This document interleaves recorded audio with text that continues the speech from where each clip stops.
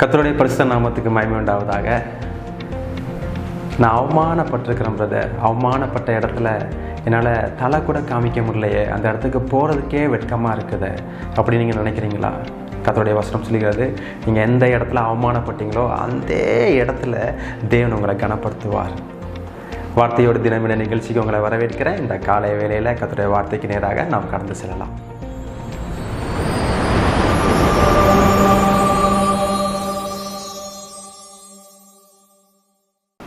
சங்கீதம் 37 அதிகாரம் 19 அவர்கள் ஆபத்து காலத்திலே வெட்கப்பட்டு போகாதிருந்து பஞ்ச காலத்திலே திருப்தி அடைவார்கள்.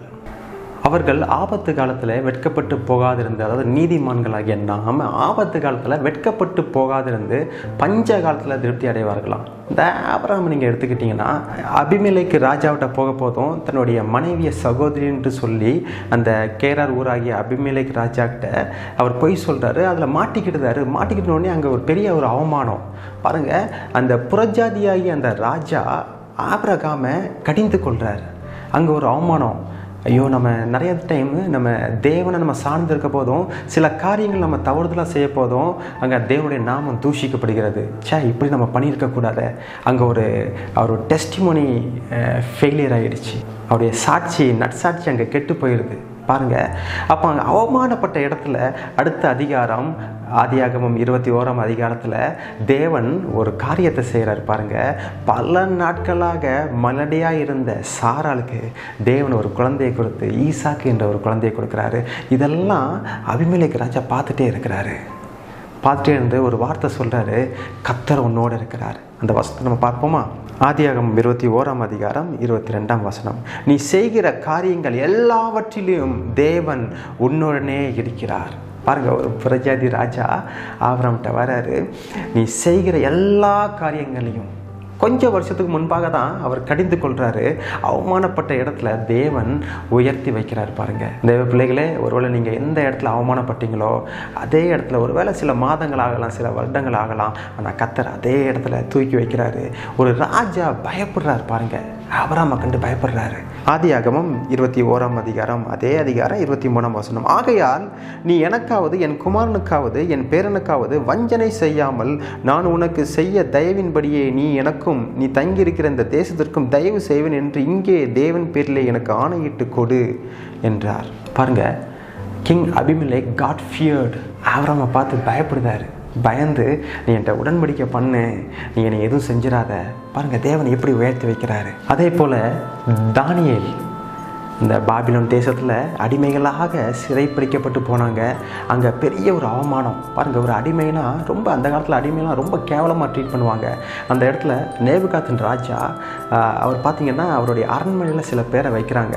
அப்போது நிறையா சாப்பாடுலாம் பரிமாற போதும் தானியேல் சொல்கிறாரு, எனக்கு மற்ற சாப்பாடெலாம் வேண்டாம், எனக்கு சாதாரண சாப்பாடே நீங்கள் கொடுங்க போதும் அப்படின்ட்டு. அந்த போஜனம் வைக்கிற அந்த வேலையால் அவர் என்ன சொல்கிறாருன்னா, எனக்கு அதுப்பெல்லாம் கொடுக்க முடியாதுப்பா, நான் அப்படி கொடுத்தேன்னா நீங்கள் நோய்வாய்ப்பட்டு இருந்தீங்கன்னா ராஜா ஏன் தலையை எடுத்துருவார்.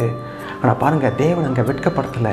வசனத்தை பார்ப்போமா? தானியேல் 1 அதிகாரம் 15 10 நாள் சென்ற பின்பு ராஜ போஜனத்தை புசித்த எல்லா வாலிபரை பார்க்கிலும் அவர்கள் முகம் கலையுள்ளதாயும் சரீரம் புஷ்டியுள்ளதாயும் காணப்பட்டது. இந்த 4 வாலிபருக்கும் தேவன் சகல எழுத்திலும் ஞானத்திலும் அறிவையும் சமாத்தியத்தையும் கொடுத்தார். தானியேலை சகல தரிசனங்களையும் சொப்பனங்களையும் அறியத்தக்க அறிவுள்ளவனாக்கினார். பாருங்க, தேவன் ஒரு அடிமையான தேசத்தில் எப்படி தலையை உயர்த்துறார் பாருங்க. நிச்சயமாய் தேவன் உயர்த்துகிற தேவனுங்க. நீங்கள் தேவனோடு இருக்கும் பட்சத்தில் அவர் நிச்சயமாக அவர் உயர்த்துவார். நம்ம சாலமோன் ஒரு ஆலயத்தை கட்டினார், நல்ல பிரம்மாண்டமான ஒரு எருசலேம் ஆலயத்தை. இந்த பாபிலோனியர்கள் அந்த ஆலயத்தை அப்படியே டெஸ்ட்ராய் பண்ணிட்டாங்க.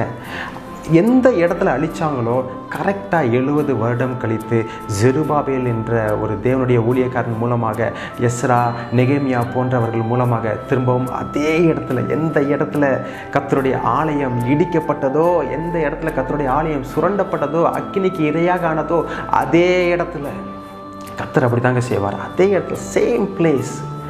After 70 years the temple was rebuilt.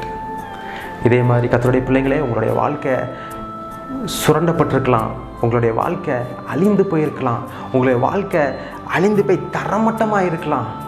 ஆனால் அதே இடத்துல அதே ஸ்தானத்தில் தேவன் நிச்சயமாக உங்களை உயர்த்த வல்லமையுள்ள தேவனாக இருக்கிறார். தகப்பனார் ஆபிரகாமை போல ஈசாக்கு பார்த்தீங்கன்னா பெலிஸ்திய தேசத்துக்கு போன உடனே தகப்பன் போலவே பொய் சொல்கிறாரு. தன்னுடைய மனைவியை சகோதரின்னு சொல்லி பொய் சொல்கிறாரு. அதே மாதிரி அந்த ராஜாட்ட அவர் மாட்டிக்கிறாரு பாருங்க. அபிமெலேக்கு ராஜாக்கிட்ட மாட்ட போதும் அவர் சொல்கிறாரு. அந்த வசனத்தை நம்ம பார்ப்போம். ஆதியாகமம் 26ஆம் அதிகாரம் 10ஆம் வசனம். ஏன் இப்படி செய்தாய்? எங்கள் மேல் பழி சுமரவும் நீ இடம் உண்டாக்கினாயே. பாருங்க, அவங்க கேட்குறாங்க, நீ ஏன் இப்படி செய்கிற? எங்கள் மேலே பழி சுமறதுக்கு ஏன் இப்படி நீ இடம் கொடுத்தன்னு சொல்லி அந்த ராஜா ஈசாக்கை கடிந்து கொள்கிறார். என்ன ஒரு அவமானம்! ஆனால் அதே வசனத்தில் அதே ஊரில் ஒரு பஞ்சம் வந்துச்சு. அந்த பஞ்சம் வரப்போதும் தேவன் எல்லாரை காட்டிலும் ஈசாக்கை 100% அவர் ஆசீர்வதித்தார். பாருங்கள், எல்லாருமே all same soil, right? Same soil, same land, same water, right? ஆனால் பாருங்கள், ஆனால் ஈசாக்குக்கு மட்டும் தேவன் 100% பஞ்ச தேசத்தில் எங்கேயாச்சும் ஆசீர்வதிக்க முடியுமா?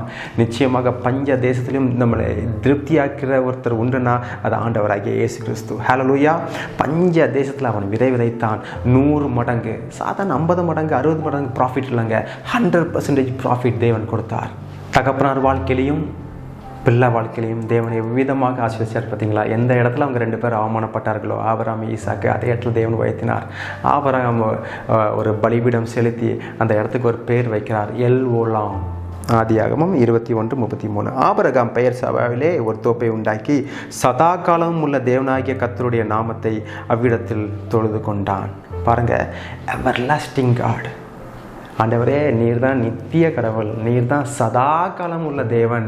நான் எங்கெல்லாம் அவமானப்பட்டனோ, எங்கெல்லாம் நான் நிந்திக்கப்பட்டனோ, அங்கெல்லாம் அதே இடத்துல கர்த்தர் உயர்த்துக்கிறேன். நிச்சயமாக இந்த வார்த்தை கேட்டுக்கிற ஜனமே, நிச்சயமாய் கர்த்தர் உன்னை எந்த இடத்துல மனிதர்கள் மூலமாக அவமானப்படுத்தப்பட்டீர்களோ அதே இடத்துல கர்த்தர் நிச்சயமாக உயர்த்துவார்.